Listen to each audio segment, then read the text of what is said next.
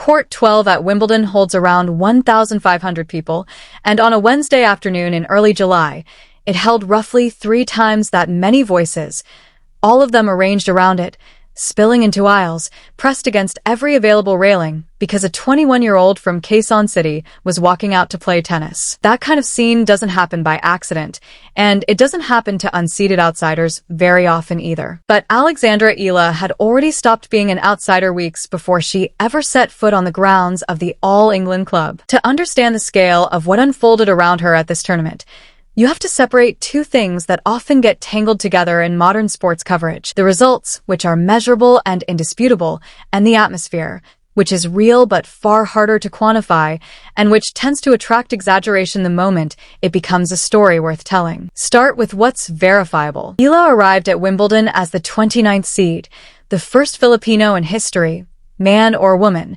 to be seated at a Grand Slam. That fact alone was enough to generate attention back home, in a country of over 100 million people where basketball has historically dominated the sporting conversation. But attention and a physical presence in the stands of SW19 are 2 very different things, and what actually showed up at Wimbledon surprised even the player at the center of it. By her own admission, Eala didn't expect what she found. Ahead of her second-round match against Maya Joint, she told reporters she hadn't realized how packed Court 12 would be, given how notoriously difficult Wimbledon tickets are to come by, and she thanked her fellow Filipinos directly for making the effort. That's not a manufactured talking point. That's a player genuinely caught off guard by the scale of support waiting for her an ocean away from home. The pattern repeated itself as she advanced. Her first round win over Renata Zarazua, a comfortable straight sets victory, carried an atmosphere more suited to a home Grand Slam than a debut main draw run at Wimbledon. Her third-round meeting with defending champion Iga Swiatek turned into one of the most talked-about matches of the tournament's opening week,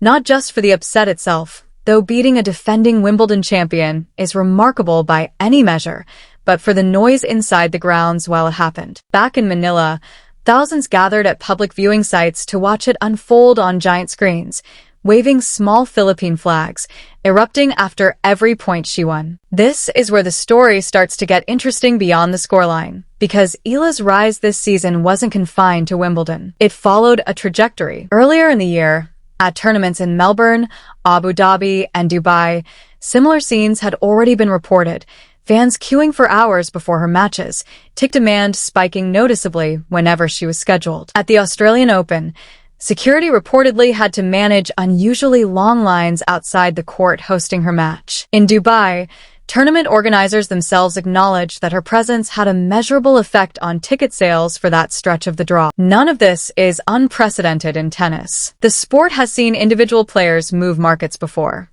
but it is unusual for a player still working her way toward the top 10 to already be generating this kind of pull. What makes Eala's case worth examining more closely is the tension it exposes, one that isn't really about her at all, but about how modern tours build and market their events around individual stars. When a single player's fanbase travels internationally in the numbers hers apparently has, tournament organizers face a genuine scheduling puzzle. Do you put that player's match at a marquee time slot to maximize the crowd she brings, even if it means a heavier credentialed player ends up playing to a smaller audience around her? There were reports out of Dubai earlier in the season suggesting exactly that kind of friction, with a schedule adjustment around one of Eala's matches drawing attention to how a subsequent match on the same court, featuring a former top 3 player, risked being played in front of a significantly thinner crowd once the preceding match ended. It's a legitimate structural question for the sport, even if the sharper, more dramatic framing of total stadium abandonment the moment a single player exits a tournament deserves real skepticism. Crowds at major tournaments are shaped by dozens of variables: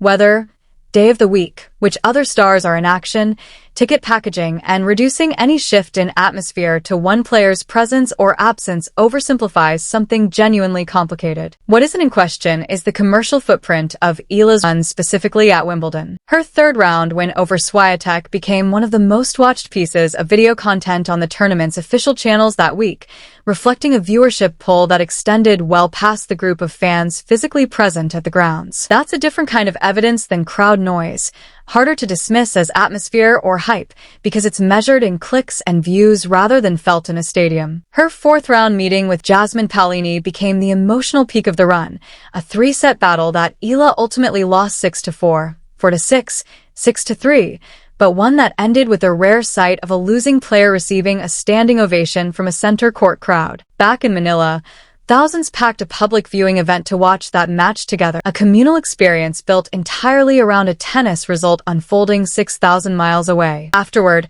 Eala herself framed the loss not as a setback, but as part of a longer education, telling reporters the difference in matches that tight often comes down to a handful of points rather than any real gap in ability, and that she took pride in how she managed herself through it regardless of the outcome. The numbers around that defeat matter too. It marked the first time in the tournament's open-era history that a Filipino player had reached the fourth round, surpassing marks set decades earlier during the amateur era by Philippine tennis figures largely unknown outside serious historians of the sport. It also extended a broader pattern in her season, an improved 7-4 record across matches against top 10 opponents, built on wins over players like Rybakina and Svitolina during her Berlin run weeks earlier, evidence that her results against elite competition weren't confined to one fortnight of good form. None of this happened in isolation from the deeper structural question the season has raised for the WTA more broadly, and it's worth engaging with that question honestly rather than either dismissing it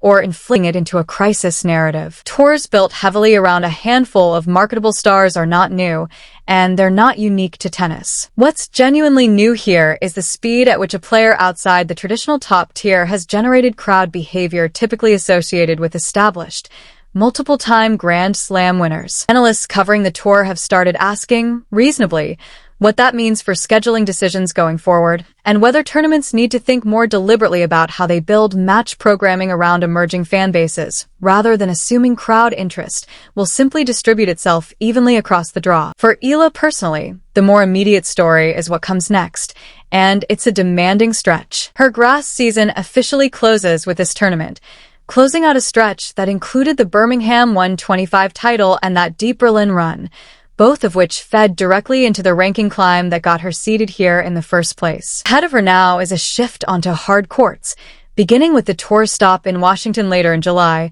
a surface that rewards a somewhat different skill set than the low, skidding bounce of grass she's spent the past 6 weeks mastering. How her game translates to that surface will be one of the more interesting subplots of the second half of her season, particularly given how much of her recent success has leaned on an aggressive, front foot style that grass tends to reward more generously than hard courts do. There's also the matter of what this tournament does for her profile heading into the North American swing, a part of the calendar with its own dense concentration of marketable stars and large, demanding crowds. If the pattern that's followed her through Melbourne, Dubai, and now London holds, tournament organizers in Washington, Montreal, and beyond will be watching ticket demand around her matches closely and adjusting accordingly. What's harder to project is how she handles the weight of expectation that now follows a player with this level of public attachment. Being embraced as a symbol, as she plainly has been for Filipino sports fans starved of a global tennis figure to rally around,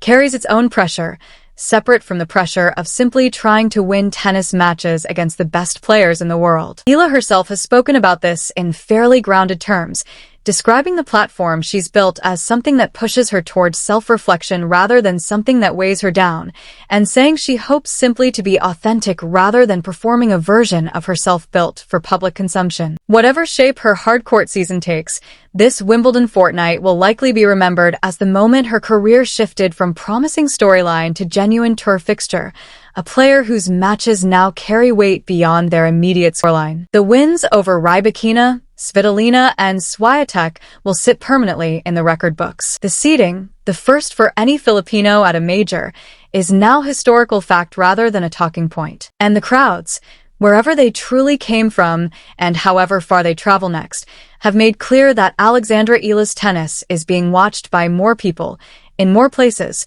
than her ranking alone would ever suggest.